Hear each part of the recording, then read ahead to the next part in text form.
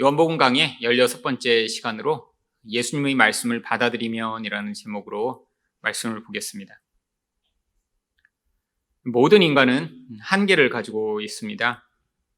그 한계 가운데 가장 큰 한계는 인간은 영적인 것을 온전하게 알고 또 이해하는 것이 불가능하다라고 하는 것이죠.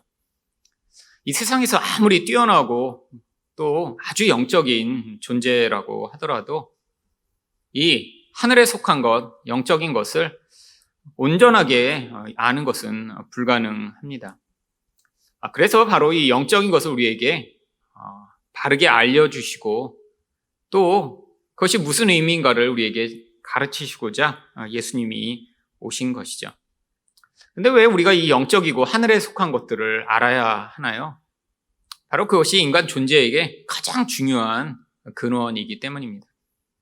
여러분, 인간과 동물이 다른 점이 무엇이죠? 많은 사람들은 동물과 인간이 같은 존재라고 이야기를 합니다.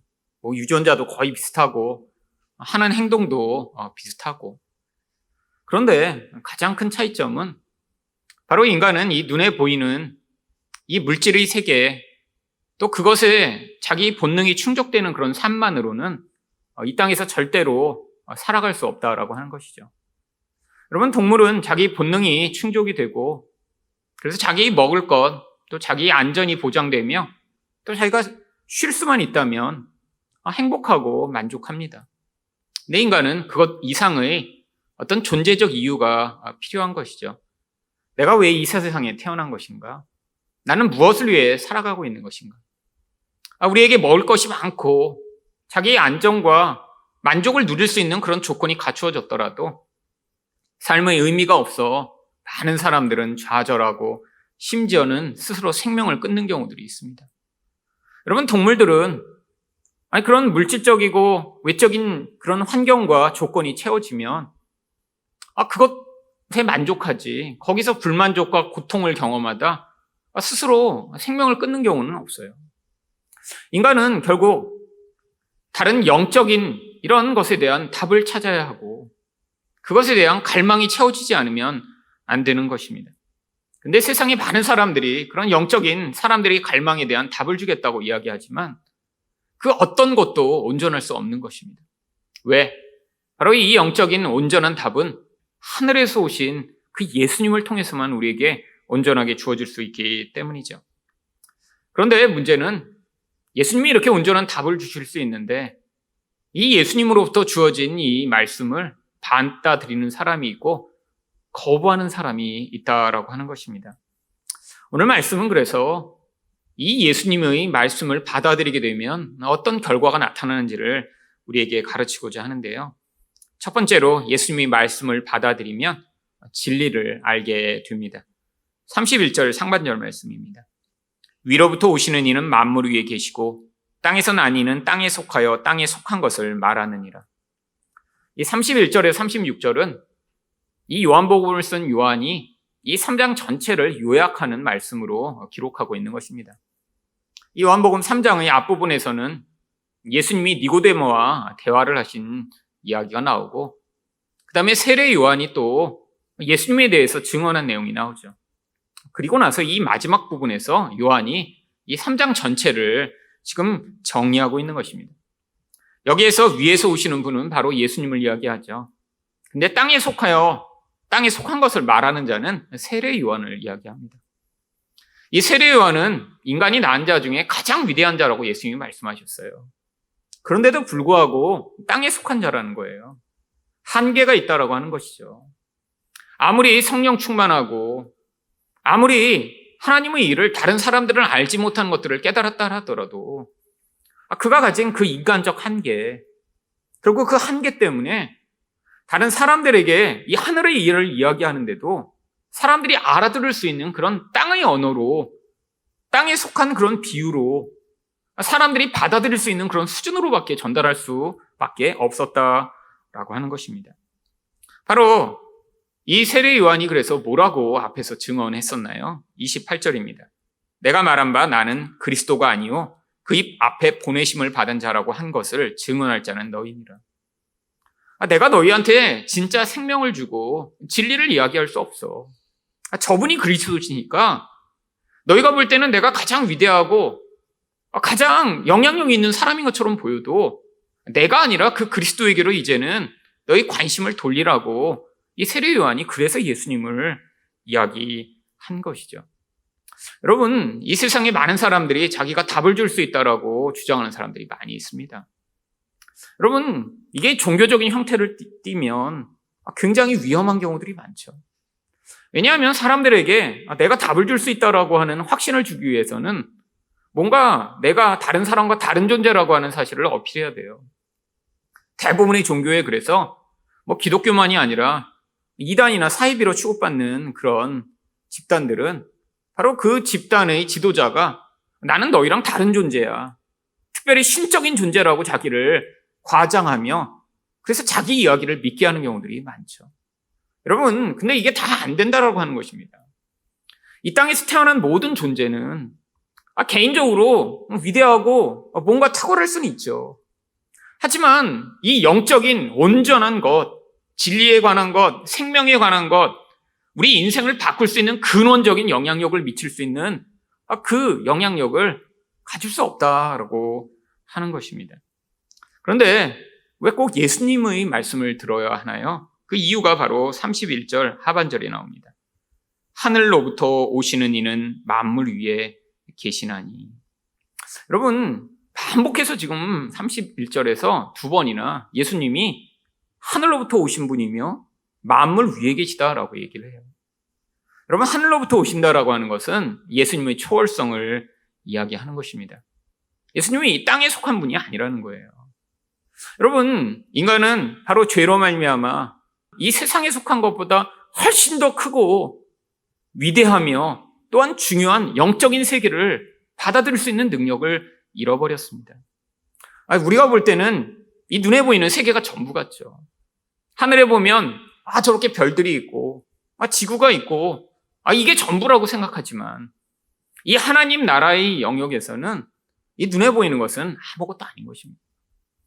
여러분, 그런데 이 영적인 것을 받아들일 수 있는 능력을 잃어버린 인간은 그냥 내가 보이는 그게 전부라고 생각하고 살죠. 여러분, 근데 갈수록 이런 증상이 점점 심각해지고 있습니다. 옛날에는 이 과학이 발달하지 않았으니까 집 밖에만 나가면 다 모르는 것들이에요. 다 신비한 것들입니다. 하늘에서 별만 하나 떨어져도 두근두근두근 저건 무슨 일이 일어나려고 저런 일이 일어나나? 밤에 나가면 세상은 깜깜하고 길을 알 수가 없고 두려움에 사로잡히며 바다에 가면 모르는 것 투성이에요. 이 깊은 바다의 그 깊은 곳에서 도대체 무엇이 존재할까? 여러분, 그래서 고대인들은 다 신화를 만들어내고 그것들이 신들의 행위이며 우리가 알지 못하는 그런 위대한 영향력이 그런 자연현상을 미친다라고 하는 그런 경외감을 가지고 있었습니다. 근데 문제는 과학이 발달하면서 우리가 예전에는 그런 신비감을 가졌던 모든 신비감들이 다 발가벗겨져 버렸어요. 여러분, 바닷속에 어떤 포세이돈과 같은 그런 신이 살고 있다고 믿는 사람이 누가 있나요? 바다 깊이까지 가봤더니 없어요, 그런 거. 10,000m가 되는 데까지 내려가 봤더니 인간이 버린 플라스틱만 거기 떠다니고 있더라고요. 참, 그러니까 신비감이 사라졌어요. 우주에 별똥 하나만 떨어져도 저 별똥별을 보며 무슨 큰일이 일어나려나 보다라고 생각을 했는데 이제는 우주까지 우주선을 보낼 수 있는 그런 세상이 되었습니다. 가보니까 아무것도 없는 것 같아요. 여러분, 이게 문제입니다. 예전에는 그런 신비감이 있었기 때문에 영적인 것을 받아들이는 게 쉬웠습니다. 물론 그래서 영적으로 이렇게 오도되고 또한 잘못된 것에 사로잡힐 수 있는 확률도 높았죠. 여러분, 그런데 이 보이지 않는 것에 대한 경외감과 신비감이 다 사라지며 사람들은 이제 교회를 다니면서도 나의 삶에 직접적으로 영향을 미치고 내가 그것으로 말미암아 뭔가 유익을 얻지 못하면 이제 별 관심을 기울이지 않는 그런 세대가 되었습니다. 여러분, 만약에 이렇게 주일에 와서 예배 한 번씩 드리면 세상의 주식이 이렇게 뭐가 오를지 내릴지 금방금방 파악할 수 있는 능력이 생긴다면 아마 이 예배당에는 정말 사람들이 꽉꽉 들어차겠죠. 그런데 우리가 세상에서 이익을 얻지 못한다라고 생각하며 실제적으로 내가 정말 유익이 없다라고 생각하지만 진짜 우리 삶을 결정지으며 인생의 방향을 좌지우지하며 진짜 행복과 만족을 가져올 수 있는 그 길은 바로 이 보이지 않는 영적인 것에서 답을 얻어야 하는 것입니다. 여러분, 우리 인생이 아무리 만족하고 내가 생각할 때 잘 되고 있다고 하더라도 인간은 근원적으로 연약한 존재예요. 여러분, 내가 자율적으로 무엇을 결정하고 내가 무엇이 맞다라고 판단하며 인생을 살아간다라고 하지만 여러분, 그 순간순간의 선택에서 우리는 결국 무엇인가 영향을 받게 되어 있습니다. 근데 우리에게 영향을 미치는 그 영향력이 결국 이 세상이라는 것을 통해 우리에게 영향을 미치기 때문에 결국 이 세상의 그 영향력과 그 배후에 있는 이 마귀의 이 어둠의 영향력이 결국 사람들을 무엇인가 몰두하며 사로잡혀 살아가게 만드는데 그 결국은 파괴며 멸망인 것이죠. 이게 무서운 거예요. 세상에서 난 하나님 없이 잘 살고 있어. 난 내가 자율적으로 선택하며 내 인생에서 내가 주인이 된 것처럼 멋지게 살고 있어라고 하는 모든 사람들은 자기가 알지 못하는 사이에 영적 노예가 되어 결국 마귀가 이끄는 대로 그 어둠의 길을 살아갈 수밖에 없는 것입니다. 결국 예수님만이 이 땅의 것을 초월하여 진짜 생명의 길, 진짜 중요한 그 진리에 관한 것을 우리에게 가르치실 수 있는 그런 초월자라고 하는 것이죠. 근데 왜 예수님을 또 만물 위에 계시다라고 얘기를 하는 거니까요? 예수님이 바로 주권자가 되심을 우리에게 가르치고자 하는 것입니다. 여러분, 인간의 존재가 연약하기 때문에 인간은 아무리 내가 의지를 가지고 내 인생을 정말 내가 원하는 대로 이끌어가고자 하더라도 결국에는 좌절하고 정말 내가 지금 생각하고 바라보는 것보다 더 탁월한 지혜와 인도를 필요로 하는 존재입니다. 여러분, 인간이 아무리 자기 인생을 내가 보호하려고 하더라도 인간은 반드시 보호가 필요한 존재죠. 여러분, 이게 바로 예수님이 주권으로 우리 인생에서 행하실 수 있는 일입니다. 여러분, 인간은 어떤 존재보다 사실 보호의 기간이 오래 필요합니다. 물론 아이들은 스스로 난 혼자 잘 살 수 있어 라고 생각하겠지만 근데 여러분, 정말 인간처럼 이렇게 수십 년을 정말 자녀를 보호하고 가르치고 인도하는 그런 존재는 없죠. 여러분, 소가 자기 송아지를 낳은 다음에 20년씩 데리고 다니며 풀 뜯는 거 가르치고 교육을 하나요? 아니에요. 근데 문제는 여러분, 여기 지금 자녀들을 키워보신 분은 알겠지만 20년쯤 가르치면 이제 정말 똑똑하고 정말 잘 판단하며 지혜롭게 살아갈 수 있는 존재가 되나요? 아니에요. 70이 돼서 50대 아들을 봐도 계속 부족한 것 같고 뭔가 모자란 것 같아 보이는 게 그게 인생이죠. 저희 아버지도 저랑 통화하시면 맨날 일승아 이거 해라 저거 해라 얘기하세요. 아마 제가 60이 돼도 70이 돼도 혹시 저희 아버지가 살아계시면 똑같은 말씀을 하시겠죠. 근데 그런 말씀을 듣다 보면 제가 10살 때 들었던 거나 거의 비슷해요. 저희 아버지가 저를 바라보시는 거는 제가 아무리 나이가 먹고 머리는 저희 아버지보다 더 하얘도 저희 아버지 눈에는 저는 그냥 여전히 부족하고 아직 지혜가 온전하지 않은 존재죠. 근데 맞습니다. 정말 맞아요. 왜? 인생이라는 게 나이 먹었다고 이제 모든 것을 다 아는 존재가 되나요? 여러분, 매일처럼 그 부족함을, 그 한계를 경험하는 게 인생이죠. 여러분, 우리 인생의 답을 다 가진 사람이 있나요? 여러분, 아직도 저도 맨날 고민합니다. 이게 맞는 건가? 내가 이렇게 말해야 되나? 이렇게 선택해야 되나? 고민이 되고 정말 불안할 때가 많이 있죠. 근데 바로 예수님이 우리 인생의 주인이 되셔서 그 예수님의 음성을 들은 자에게 우리 인생에서 진짜 필요한 것을 말씀하시며 인도해 주시겠다라고 하는 거예요. 여러분, 초월자이며 주권자이신 이 예수님의 말씀을 그래서 우리가 귀를 기울여야죠. 근데 문제는 우리에게 그래서 그 진리의 길을 가르치시기 위해 오신 예수님인데 사람들이 어떻게 반응하나요? 32절에 보시면 그가 친히 보고 들은 것을 증언하되 그의 증언을 받는 자가 없도다. 여러분, 세상에서 이야기하는 사람들은 다 주워들은 이야기입니다. 자기가 어디서 배운 거죠. 아니, 뭔가 내가 경험을 했다라고 하더라도 특별히 영적 경험은 다 간접적인 것입니다. 여러분, 영적이라는 것 자체가 시간과 공간을 초월하고요, 우리 감각을 초월한다는 거예요. 그러니까 뭔가 봤다, 뭔가 들었다, 이거 다 간접적인 거예요. 그냥 인간이 가진 어떤 틀 안에서 그냥 어떤 자극이 영적으로 미치니까 그 자극이 결국 어떤 형상이나 어떤 음성으로 들리는 거죠. 결국 그래서 자기 마음에 있는 소리, 자기가 보고 싶은 거를 자꾸 보는 것입니다.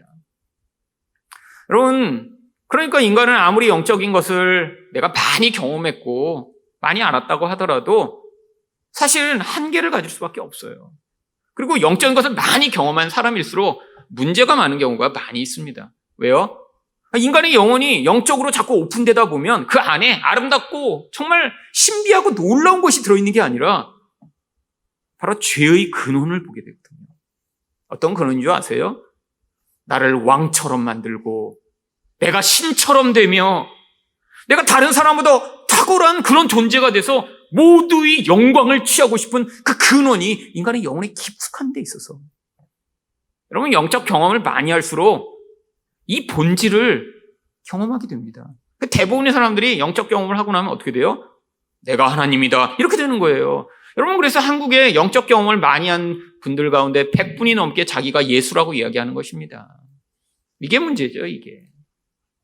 여러분, 그러면 도대체 우리 영적 근원, 그 안에 있는 것, 그것들을 바르게 알 수 있는 그 방법이 무엇인가요? 바로 이 예수님의 음성을 듣는 방법밖에 없어요. 근데 사람들은 그걸 거부합니다. 왜 거부하죠? 바로 요한복음 3장 19절에서 빛이 세상에 왔으되 사람들이 자기 행위가 악함으로 빛보다 어둠을 더 사랑한 것이니. 결국 인간의 본질적 그 본성과 예수님의 말씀이 충돌하기 때문이죠. 여러분, 이 어둠의 실체는 무엇인가요? 바로 인간의 죄성입니다. 여러분, 우리가 행위로 누군가를 죽이고 사기치고 막 나쁜 짓을 한 이것만을 어둠으로 얘기하는 거 아니에요. 성경이 악한 행위라고 이야기하지 않고 특별히 비유적인 용어로 어두움이라고 이야기하는 진짜 이유는 그게 내면적이고 바로 이 영적인 죄악과 관련되어 있는 그런 어두움이기 때문이죠. 그러니까 결국 예수님의 말씀은 우리의 어두움을 지적하며 드러내 그 예수님이 보여주시는 그 빛으로 나오도록 하는 것인데, 우리 어둠의 본질은 무엇인가요? 바로 창세기 때 아담이 내가 하나님처럼 되고 싶어 라고 해. 선악을 내가 좋은 대로 판단하여 내가 좋은 것만을 선이라고 여기는 이 본질, 이게 어둠의 근원인 거예요. 여러분, 예수님이 그래서 나를 따라오려거든 자기 십자가를 지고 자기를 부인한 자만 따를 수 있다고 말씀하신 이게 충돌하는 거죠. 여러분, 진짜 예수님의 음성을 들으면 우리 본성과 자꾸 충돌을 합니다. 여러분, 우리 본성은 꼭 우리를 보지 않아도 괜찮아요. 여러분, 예수님이 제자들의 본성 가운데 그대로 다 표출돼 나왔습니다. 예수님을 따라다니면 따라다닐수록 그들이 나중에는 어떻게 되고 싶었나요? 결국 예수님이 나중에 높은 자리에 오르시면 한 자리씩 해서, 그래서 사람들에게 내가 인기 없고 영향력 있고, 야, 저분이 베드로야? 저분이 요한이야? 이런 소리 듣고 싶었던 그 예수님의 제자들. 그래서 예수님이 나중에 정말 예루살렘에 올라가시기 바로 그 전에, 십자가에 달리시기 바로 그 전에 예수님께 와서 청탁하며, 예수님 가서 왕좌에 오르시면 저희를 오른편 왼편에 세워주세요라고 요청했던 이 모습, 이게 자꾸 우리 안에서 충돌되는 거죠. 여러분, 예수님의 말씀이 사람들에게 꿀처럼 달게 들리고, 야, 정말 좋다라고 이렇게 되기 위해선 사실 두 가지 조건이 필요합니다. 한 가지는요, 바로 우리 안에서 이 무서운 근원적인 자아의 죄성이 제거되어야 가능한 것이고요. 근데 이렇게 제거되지 않아도 이 예수님의 말씀이 꿀처럼 들릴 때는 나의 본성은 그대로 있는데 하나님이 은혜로 우리를 덮으셔서 처음 은혜 받았을 때 우리가 죄인이라고 얘기해도 맞아, 내가 죄인이구나 라고 엉엉 울으며, 그래서 예수님 예수님이 필요합니다라고 고백했던 바로 그 순간에 성령이 강력하게 역사하실 때만 가능한 것이죠. 여러분, 근데 그 다음에 어떤 일이 벌어지나요? 사람들은 자기 귀에 듣기 좋은 이야기만 자꾸 듣고 싶어 하는 거죠. 예수님이 오셔서 이야기하신 그 진리의 본질이 무엇인가요? 나를 믿지 않으면 구원의 길이 없다라는 것이죠. 여러분, 믿는다라고 하는 건 뭐 이것도 믿고 저것도 믿고 이건 불가능한 것입니다. 믿음은 온전한 의탁을 얘기하는 거예요. 예수님을 믿기 위해선 나를 믿고 돈을 믿고 사람을 믿고 다른 어떤 것을 의존하는 그 의존을 다 내려놔야 믿음이 가능한 것입니다. 예수님도 믿고 뭐 예수님은 50% 믿고 뭐 30%는 돈 믿고 20%는 사람 믿고 이런 게 불가능한 거예요. 믿음은 전적 의탁이라 그분이 맞다라고 하면 그 믿음에 따라 순종이 자연스럽게 나와야 되는 것인데 결국 믿음은 내적인 것이고 순종은 믿음의 결과로 나오는 외적인 것이라 이게 늘 같이 가는 거예요. 결국 순종하지 않고 있다면 사실은 내면에서는 믿고 있지 않는 거죠. 여러분, 결국 그래서 우리 삶에서 예수님이 말씀하시는 것에 순종하는 것이 요구되는데 여러분, 이게 그렇게 힘든 것입니다. 결국 사람들이 이 어둠은 내 혼자의 내가 그렇게 왕이 되고 싶어, 내가 정말 괜찮은 사람이 되고 싶어라는 이 욕구와 함께 강력한 영적 권세가 우리 영혼에 끊임없이 영향을 미치게 되어 있습니다. 그래서 사도행전 26장 18절은 이 어둠을 무엇이라고 얘기하나요? 그 눈을 뜨게 하여 어둠에서 빛으로 사탄의 권세에서 하나님께로 돌아오게 하고, 어둠이 사탄의 권세라고 이야기를 합니다. 여러분, 우리가 볼 때 그냥 우리 안에 있는 어둠만도 사실 우리는 감당할 수 없어요. 근데 심지어는 그 어둠을 이런 강력한 사탄의 권세가 영향을 미치며 사람들이 스스로의 힘으로는 절대로 구원과 자유 자리에 이를 수 없는 것입니다. 여러분, 예수님이 그래서 우리에게 요구하시는 거예요. 나의 말을 들으라고. 여러분, 근데 이렇게 예수님의 말씀을 받아들인 자에게는 어떤 결과가 나타나나요? 33절을 보시면 그의 증언을 받는 자는 하나님이 참되시다라는 것을 인쳤느니라.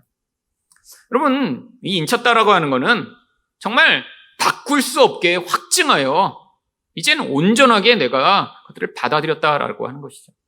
하나님이 참되시다라는 것들을 어떻게 받아들인다고요? 여러분, 이 참되시다라고 하는 것은 구약성경 내내 하나님이 진리의 하나님으로 우리에게 전하셨던 그 진리가 옳다라고 하는 것을 인정하게 된다는 것입니다. 여러분, 하나님이 구약에서 도대체 뭘 말씀하셨나요? 내가 메시아를 너희에게 보낼 텐데 그 메시아를 믿는 자에게는 구원이 주어진다라는 것을 구약성경 내내 말씀하시는 것입니다. 결국 이게 진리라고 하는 것을 받아들이게 된다는 거예요. 여러분, 이 요한복음이 증언하는 게 바로 이것입니다. 1장에서부터 계속해서 그래서 예수님을 뭐라고 얘기하나요? 진리라고 이야기를 하죠. 요한복음 1장 14절이에요. 말씀이 육신이 되어 우리 가운데 거하심에 우리가 그의 영광을 보니 아버지 독생자의 영광이요 은혜와 진리가 충만하더라. 여러분, 우리 인생에서 우리는 이게 맞다, 이게 좋은 방법이야 라고 하는 자기 나름대로의 철학을 가지고 있죠. 근데 그게 완전한 진리인가요? 아니에요. 상황에 따라 계속 변합니다. 여러분 나이대가 변함에 따라 그때 이게 전부인 것 같아, 가장 중요해라고 생각했던 게 계속 변했음을 알 수 있을 거예요. 여러분, 저도 10대 때는 공부 잘하는 게 세상에서 제일 중요한 거라고 생각했어요. 근데 20대가 돼 보니까 그 생각이 변했습니다. 30대 때 또 변하고요. 40대 때 변하고 이제 40대 때 변한 생각을 이제 계속 가지고 있죠. 이제는 40대 때 완전히 변한 것 같아요. 내가 가지고 있던 모든 생각이 다 틀렸었구나. 얼마나 바보 같은 생각을 하고 있던지 그제야 깨달은 거죠. 그때는 근데 그게 정답이라고 생각했어요. 그것만 맞다고 생각했어요. 그러니까 문제가 늘 발생했죠. 근데 그 문제가 저한테는 유익이었습니다. 내가 생각했던 그 답으론 해결이 안 되는 이 인생의 고통을 경험하며 거기서 결국 내가 가지던 모든 정답이라고 생각한 것들을 내려놓고 예수님의 말씀을 진리로 받아들이기 시작했으니까요. 여러분, 그래서 요한복음 14장 6절에서 바로 이 진리가 무엇을 가능케 하나요? 예수께서 이르시되 내가 곧 길이요 진리요 생명이니 나로 말미암지 않고는 아버지께로 올 자가 없느니라. 예수님이 유일한 답이라는 거예요. 여러분, 우리 인생에서 그래서 우리가 싸워야 될 게 무엇인가요? 지금 내가 생각하는 내 인생의 다른 답들을 내려놓는 것입니다. 사람마다 내 인생은 이게 답인 것 같아. 내가 이런 삶을 살고 있으면 참 좋겠어. 여러분, 하지만 하나님이 생각하실 때는 그게 아니라 우리 인생에서 진짜 중요한 거는 여러분이 얼마나 똑똑하고 얼마나 능력 있고 얼마나 도덕적이고 온전한 삶을 살았냐가 아니라 우리 인생의 어떤 과정을 통해서도 바로 예수를 답으로 받아들이는 그분만이 유일한 진리라 우리에게 생명을 줄 수 있는 분이라고 하는 사실을 우리가 정말 우리 영혼에서부터 진짜 인정하게 되는 그런 사람이 되는 것이죠. 여러분, 근데 우리 인생에 늘 장벽이 너무나 많이 있습니다. 왜요? 바로 우리가 하늘로부터 온 자들이 아니라 우리는 여전히 이 땅에 속한 자로 살아가고 있기 때문이죠. 그러면 이 땅에 속한다라고 하는 것이 정말 우리 인생의 엄청난 한계를 갖고 옵니다. 아니, 영적인 은혜를 받았어요. 그게 예배 드릴 때 맞다고 고백도 하고 기도할 때 하나님, 이 맞습니다 막 하면서 했어요. 근데 여러분, 우리가 자주 어떤 고백을 하나요? 사실 매일 고백하면 좋겠지만 예배 시간이 되면 또다시 고백하죠. 일주일 동안 이렇게 세상 것들을 사랑하고 죄를 지었습니다. 여러분, 잘 생각이 안 나요. 그냥 살 때는 그냥 내 생각대로 내가 맞다라고 하는 답대로 예수님 생각 안 하고 살다가 주일에 그래도 오기라도 하니까 그때라도 한 번씩 생각하는 것. 근데 문제는 많은 사람들이 그런 생각조차 안 할 때도 많이 있다라고 하는 것이죠. 결국 예수님이 무슨 일을 하시나요?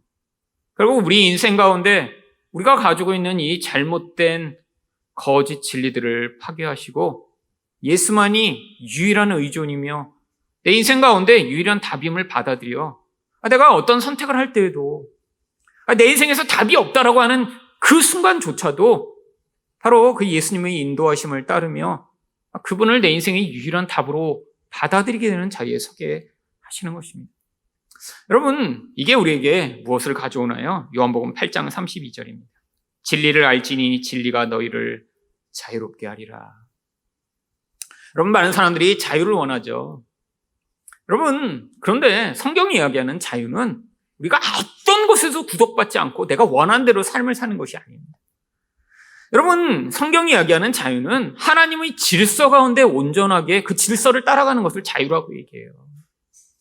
여러분, 세상에 있는 모든 존재는 아무런 이런 영향력 없이 혼자 자유로울 수 없습니다. 여러분, 만약에 새가 나는 공기라는 게 필요 없어. 이 공기가 나를 구속하는 것 같아. 자유를 찾겠다고 그러면 날 수가 없겠죠. 물고기가 있는데 이 물이 자꾸 나를 방해하는 것 같아. 물이 너무 많아. 물이 나를 눌러갖고 난 너무 납작해졌어. 그래서 난 물 없는 곳에 살고 싶어 하면 자유를 얻는 게 아니라 죽음을 얻겠죠. 인간도 마찬가지라는 거예요. 여러분, 인간은 왜 자유를 누리지 못하나요? 인간은 하나님 없이는 살 수 없게 만들어졌습니다. 원래요. 하나님이 생명을 주셔야 우리는 원래 사는 존재예요. 지금 우리가 숨을 쉬고 밥을 먹는다고 살아있는 게 아니라 하나님의 관점에서 보면 그건 살아있는 게 아니에요. 사실 식물 인간과 같은 상태입니다. 어떻게 보면. 그래서 하나님이 우리에게 생명을 주시겠다고 그 생명을 얻는 유일한 길인 예수 그리스도를 우리에게 주시고 그분을 믿으라고 하신 거예요. 여러분, 그런데 우리는 어떡하나요?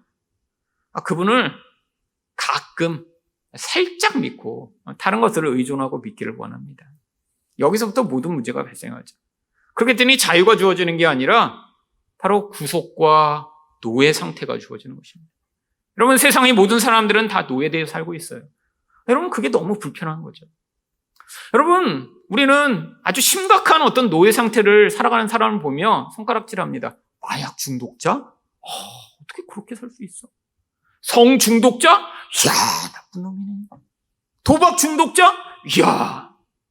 여러분, 근데 우리 다 중독돼 있죠. 제가 교회로 올 때마다 아주 짜증나는 때가 있습니다. 그 남부 순환도로에 스타벅스가 몇 년 전에 생겼거든요. 근데 이게 드라이브 스루를 해요. 여러분, 남부 순환도로 막히는 거는 여러분 여기 다 계신 분들 다 아시죠? 근데 꼭 출근 시간엔 진짜 막힙니다. 평소면 40분이면 오는 길을 1시간 20분도 걸릴 때가 있어요. 근데 그 원흉 중에 하나가 드라이브 스루 스타벅스예요. 물론 차가 안 막힐 때 드라이브 스루 할 수 있습니다. 저도 한번 가봤어요. 근데 꼭 출근 시간에 그 막히는데 거기서 커피 먹겠다고 그냥 정말 줄줄이 서갖고 있는 그 차들 볼 때마다 화가 나요. 왜냐하면 그게 버스 전용 차선이거든요. 그러니까 버스가 가다가 꼭 그 차들이 거기서 쭉 서 있는 것 때문에 버스가 옆으로 이렇게 틀려고 그러면 뒤에가 계속 밀리기 시작합니다. 그래서 한 20분쯤 더 밀리는 것 같아요. 여러분, 근데 왜 사람들이 그 밀리는데 거기 쓸까요? 중독돼서 그렇죠. 여러분, 커피 안 마시면 손 떨리시잖아요. 그렇잖아요. 그래서 마셔야 일단 안정이 돼. 그럼 이거 중독된 겁니다. 난 커피를 마신다 하지만 중독이에요, 솔직히. 여러분, 커피 중독 지수 굉장히 높습니다. 마시던 사람은 안 마시면 살 수가 없어요. 커피를 마셔야 이제 정신이 돌고 눈도 반짝이고 그리고 말도 할 수 있고, 커피 마시기 전에는 근데 어디 가서를 마셔야 되는데 남이 길이 막히건 안 막히건 거기를 가야 되는 이 인간의 본성, 중독된 거죠.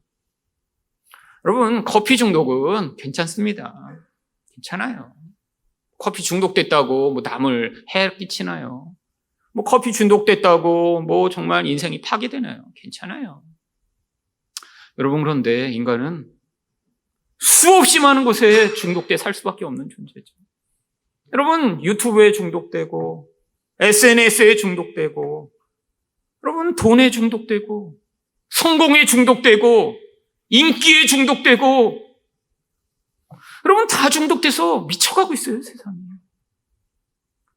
여러분, SNS에서 자기들을 드러내고자 자랑하는 이 사람들, 제가 보면 가끔씩 저 사람 정말 다 미쳤나, 이렇게 생각하는 사람은 얼마나 많아요. 여러분, 인간은 자유를 추구하는데 진짜 자유를 누리는 사람이 없는 거예요. 여러분, 그래서 고통이 찾아오는 것입니다. 여러분, 불교인들은 바로 수행을 하고 애를 써서 그 자유의 자리에 가고자 몸부림을 치죠. 여러분, 그 자유의 자리가 바로 열반이라고 이야기하는 자리예요. 근데 열반에 일어났다는 사람을 만난 적이 없어요. 얼마나 어려운지. 여러분, 스님들 정말 진짜 수행을 몸부림치며 하죠. 근데 왜 열반에 못 일어나요? 땅에 속한 자이기 때문이죠. 땅에 속한 자들이 만들어낸 땅에 속한 방법으로는 그 열반의 자리, 모든 고통과 그 욕망에서 자유로운 자리에 이를 수가 없는 거예요. 여러분, 예수님이 그런데 말씀하세요. 내가 진리다. 나를 진짜 믿고 내 말이 진짜라고 받아들이며 따라가면, 그래서 네가 다른 것을 얻지 않고 나를 얻은 것으로 만족하게 되면, 그러면 너는 자유를 얻을 것이다 라고 말씀하시는 거예요. 여러분, 지금 불만족하세요? 여러분, 삶에서 답이 없다라고 여기며 불안하세요? 아직 예수를 온전히 못 믿어서 그래요. 여러분, 예수를 얻었으면, 그래서 우리 인생 가운데 가장 귀한 존재가 우리의 주인이 되시고, 그분이 내 인생을 책임지신다는 믿음이 있다면, 지금 당장 눈에 보이는 상황과 눈에 보이는 결정이 불안하더라도 그들을 뛰어넘을 수 있겠죠.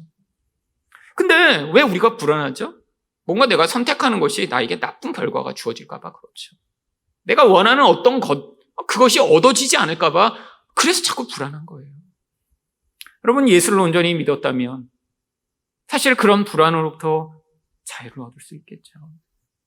여러분 불안할 때 그래서 하나님 이거 주세요, 저거 주세요라고 하는 게 아니라 진리이신 예수를 온전히 믿을 수 있는 그 믿음을 달라라고 기도하셔야 하는 것입니다. 두 번째로, 예수님의 말씀을 받아들이면 어떻게 되나요? 말씀에 순종하게 됩니다. 34절 상반절입니다. 하나님이 보내신 이는 하나님의 말씀을 하나니. 여러분, 예수님이 자기 이야기하시는 게 아니라는 거예요. 하늘로부터 오셔서 바로 그 하나님의 말씀을 우리에게 전달해 주신다라고 하는 것입니다. 그러니까 그분 말씀이 진짜죠. 여러분, 세상에서 많은 사람들이 좋은 이야기라고 하지만 그게 바로 이 예수님이 말씀하신 것과 같지 않다면 다 가짜예요. 하늘의 음성을 직접 들을 수가 없기 때문이죠. 여러분, 아무리 신비 체험을 많이 해도 인간은 결국 자기 영혼에 있는 자기 이야기를 어떤 자극에 의해 부풀려 이야기할 수밖에 없는 존재입니다. 근데 예수님은 하나님의 음성을 우리에게 전달해 주신대요. 어떻게 이게 가능한가요? 34절 하반절을 보시면 이는 하나님이 성령을 한량없이 주심이라. 바로 성령에 의해 그 예수님이 이런 일을 가능케 하셨던 것이죠. 여러분, 그래서 사도행전 10장 38절에 예수님을 이렇게 소개합니다. 하나님이 나사렛 예수에게 성령과 능력을 기름 붓듯 하셨으며. 여러분, 결국 예수님이 이 땅에서 온전한 이 하늘의 일을 우리에게 가르치시고 하늘의 일을 보여주실 수 있었던 모든 근원이 성령이 충만하게 부어졌기 때문이죠. 왜 기름 붓는다라고 이야기를 하나요? 구약 성경에서 제사장이나 왕, 선지자를 기름 부을 때 기름을 조금 부은 게 아닙니다. 머리서부터 흘러내려서 온 몸을 적실 만큼 많이 부었던 거죠. 이게 바로 성령으로 충만하게 체험을 받은 그 모습을 보여주기 위한 것이죠. 그래서 무슨 일을 하셨어요? 그가 두루 다니시며 선한 일을 행하시고 마귀에게 눌린 모든 사람을 고치셨으니 이는 하나님이 함께 하셨습니다. 여러분, 이런 능력에 의해 예수님이 하신 가장 중요한 일이 마귀에게 눌린 자들을 자유케 하신 것입니다. 다른 말로 이야기하면 마귀의 노예된 자들을 풀어주신 거예요. 다른 말로 이야기하면 사람들은 내가 자유를 찾겠다. 내가 이렇게 되면 내 인생에서 이런 행복이 주어질 거라고 생각하는 그 모든 게 어쩌면 다 마귀의 노예되어 살아가기 때문에 나타나는 결과라는 거예요. 여러분, 인생에서 그래서 그렇게 노력하고 애쓰고 몸부림쳐서 내가 원하는 그걸 얻어도 사실은 진짜 우리에게 자유가 주어지지 않습니다. 여러분, 계속 경험하셨잖아요. 내가 이 대학만 가면, 내가 이 직장에만 가면, 내가 돈을 요만큼만 벌면, 여러분, 그래서 그것들을 얻게 된다고 해서 우리 인생에서 진짜 자유와 만족이 주어지나요? 인생은 그렇지 않습니다. 결국에는 그 자리에서 우리는 자유를 잃어버리고 더 노예처럼 살게 되는 게 인생이죠. 근데 그게 바로 마귀의 노예된 상태라고 하는 것입니다. 여러분, 그래서 요한이 뭐라고 얘기하나요? 바로 이 예수님의 말씀을 믿어야 되는 이유를 35절에서 하나님께서 아들을 사랑하사 만물을 다 그 손에 주셨습니다. 여러분, 예수님의 이 주권을 다시 한번 이야기합니다. 만물이 예수님에게 다 속해 있대요. 그러니까 우리가 믿을 만하다는 거예요. 그 만물 안에는 우리도 포함됩니다. 우리 주인이세요. 근데 그 주인이 하늘로부터 오셔서 우리에게 가장 필요한 것을 주실 수 있다는 거예요. 여러분, 부모들이 자녀를 걱정 많이 하죠. 자녀를 키우다 보니까 애들 때만 걱정하는 게 아니라 갈수록 걱정이 점점 많아집니다. 왜요? 클수록 위험이 더 커지거든요. 여러분, 3살 때, 4살 때 애들 걱정하는 거 뭐죠? 가다가 잘못된 거 먹을까 봐 그런 거 못 먹게 하고 걱정하죠. 근데 크니까 어떤 걱정이 생기시나요? 잘못된 사람을 혹시라도 만날까 봐. 인생의 잘못된 선택을 혹시 할까 봐. 어떤 나쁜 놈 만나서 혹시 유혹에 넘어갈까 봐. 이런 걱정하죠. 여러분, 근데 부모가 아무리 걱정하고 아무리 고민해도 여러분, 자녀의 인생을 대신 살아줄 수 없습니다. 여러분, 근데 답이 있어요. 어떤 답이요? 인생의 주인이신 예수님을 만날 수 있도록 기도하고 기다리는 거예요. 여러분, 예수님이 만물의 주인이시라면, 우리 주인이 되어 우리 인생을 인도하신 것을 우리가 고백할 수 있다면 우리 자녀의 인생에서도 그분이 주인이 되시고 인도하신다는 사실을 우리가 믿어야겠죠. 여러분, 그것밖에 답이 없습니다. 여러분, 인생에서 부모가 고민을 많이 한다고 자녀가 더 잘 좋은 선택을 하며 정말 건강하게 자라나요? 아니면 어떤 부모처럼 정말 헬리콥터 마음이 돼서 정말 계속 쫓아다녀요. 요즘은 정말 아주 제가 어려서 치맛바람을 경험한 그런 수준보다 정말 아주 수준이 높더라고요. 엄마들 수준이. 심지어는 중학생들이 제주도로 수학여행 갔는데 엄마들이 차를 렌트해서 그 수학여행 버스를 뒤에서 쫓아다닌대요. 그러면서 식당 밖에서 쌍안경으로 보면서 우리 아들 뭐 해물 알러지 있는데 왜 해물 있는 식당에 갔냐고 선생님한테 계속 카톡하고. 야, 옛날엔 그 정도 수준은 아니었는데. 정말 무서운 세상이죠. 왜? 그렇게 열심히 간섭해서 아들, 딸 쫓아다니면 그래서 나쁜 것 못하게 하고 내가 원하는 길로 인도하여 학원 이렇게 보내고 저기 보내고 저기 보내고 이렇게 하면 나중에 정말 자기가 원하는 어떤 멋진 모습을 가진 어디다 내놔도 자랑할 만한 그런 존재를 키워낸 엄마 아빠가 되고자 하는 열망 때문이죠. 여러분, 다 소용없습니다. 다. 결국 인생 각자마다 그 독특하고 정말 오묘한 이 인간의 인생을 사람이 간섭해 원하는 길로 인도할 수 없는 거예요. 하나님만이 하실 수 있습니다. 여러분, 그래서 자꾸 얘기하는 거예요. 여러분, 하나님이 뭐 저기 있는 바다에 있는 뭐 물고기 때문에 이야기하시는 거 아니에요. 만물 안에 인간이 포함되어 있기 때문이죠. 그래서 에베소 1장 22절에서 만물을 그의 발 아래 복종하게 하시고 그를 만물 위에 교회의 머리로 삼으셨다라고 얘기하는 것입니다. 교회, 바로 우리들이 머리가 되시는 예수님이 우리에게 가장 필요한 것들을 아시고 결정하시고 바로 그것들을 우리 인생 가운데 인도하시는 그분이심을 자꾸 이야기하고자 하는 거예요. 믿으라고요. 우리는 못 믿어요. 우리는 그래서 불안합니다. 걱정이 많죠. 여러분, 만물의 주권자이신 그 예수가 바로 그래서 성경에서 자꾸 예수가 만물의 으뜸이고 주인이다라고 이야기를 하는 것입니다. 골로새 1장 18절에서 그래서 또 반복합니다. 그는 몸인 교회의 머리시라. 그가 근본이시여 죽은 자들 가운데 먼저 나신 이시니 이는 친히 만물의 으뜸이 되려 하십니다.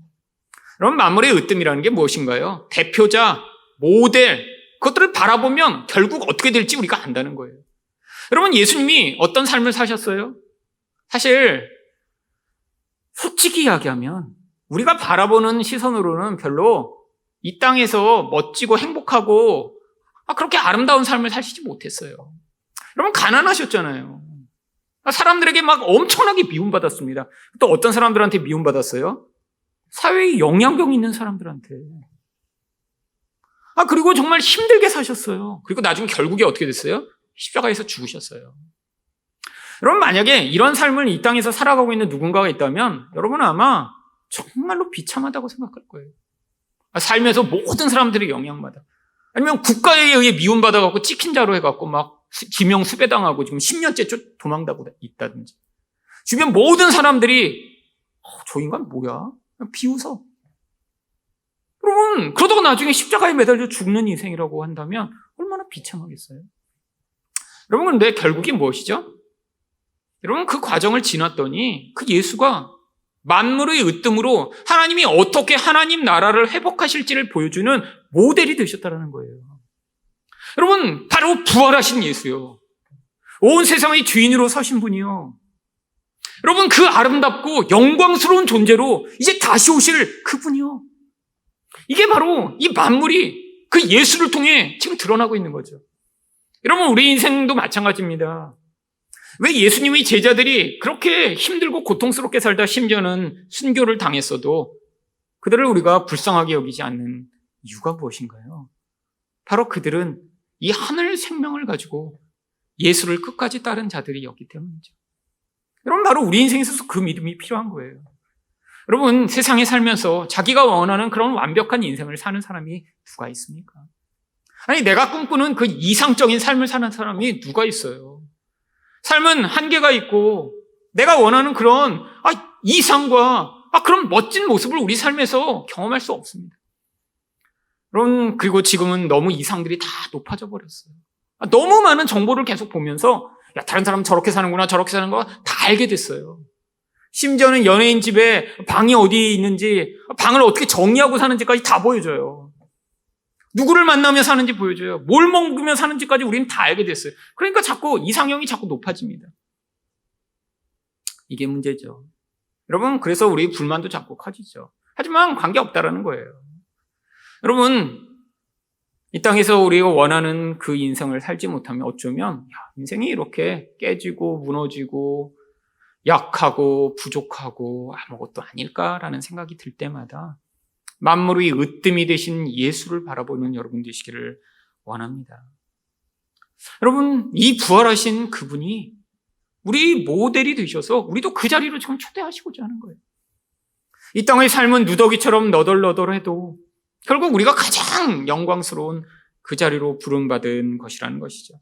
그래서 바로 그것을 영생이라고 36절에서 이야기를 하는 것입니다.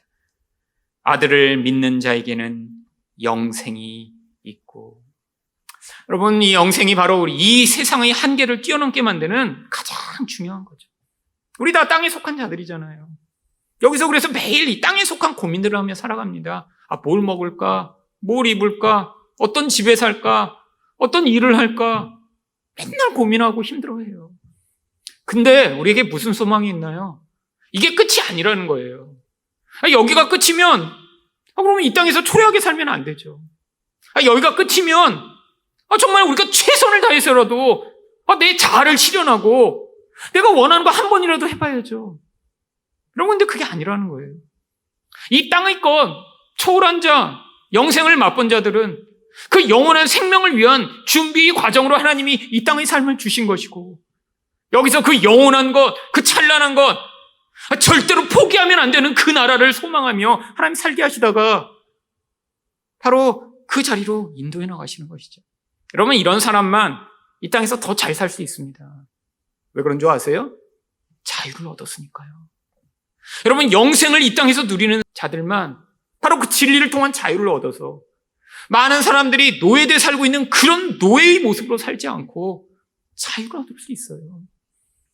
돈의 자유, 명예의 자유, 자식 농사에 대한 자유, 사람들에게 내가 얼마나 멋지고 괜찮은 존재인가 드러내고 싶은 욕망에 대한 자유. 여러분, 그래서 그게 바로 영생을 살아가는 사람들의 모습인 것입니다. 여러분, 그런데 예수님을 받아들이지 않는 자는 어떤 삶을 살게 되나요? 36절 하반절을 보시면 아들에게 순종하지 아니하는 자는 영생을 보지 못하고 도리어 하나님의 진노가 그 위에 머물러 있느니라.